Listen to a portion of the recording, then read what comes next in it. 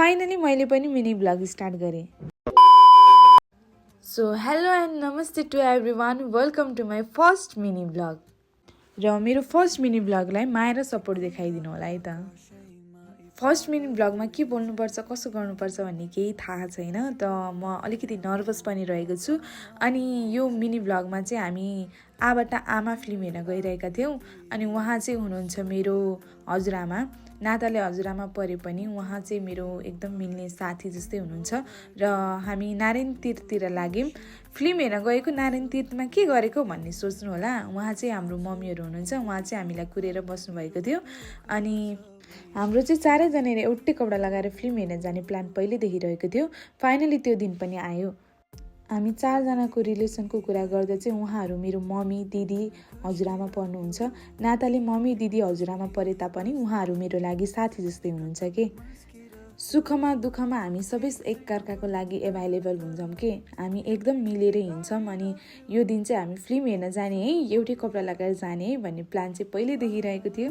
र हामी फिल्म हेर्न लाग्यौँ।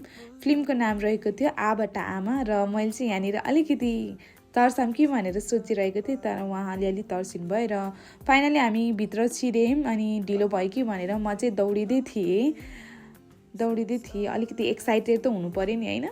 ल हामी चाहिँ फाइनली हलभित्र छिरेर फिल्म हेर्न स्टार्ट गऱ्यौँ है त।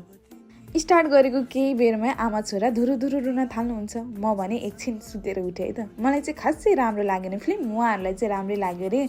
अनि रुनु पनि भयो। अनि हाम्रो मम्मीलाई चाहिँ कस्तो लाग्यो भनेको राम्रै लाग्यो भन्नुभयो। अनि उहाँहरू अलिअलि रुँदै हुनुहुन्थ्यो। म चाहिँ रोइनँ, खासै मलाई चाहिँ राम्रो लागेन टु बी अनेस्ट। अनि त्यही हो, आजको फर्स्ट मिनी ब्लग यस्तै रहेको छ। अनि मैले कति अनि मात्र भने, कतिजनाले सुन्नुभयो होला मेरो भोइस होइन, भोइस ओभर गरिरहँदाखेरि कति अनि भने। अनि यो भिडियोमा चाहिँ घर जान ढिलो भयो भनिरहनु भएको थियो। अनि मैले चाहिँ मेरो त बुढा पनि छैन, बच्चा पनि छैन, मलाई त केही ढिलो छैन भनेर यस्तो मजाक गरेर सबैजनालाई हँसाउँदै थिएँ। सम्पूर्णलाई धेरै धेरै धन्यवाद मेरो भिडियो लास्टसम्म हेरिदिनु भएकोमा। Bye bye guys, see you guys in next video.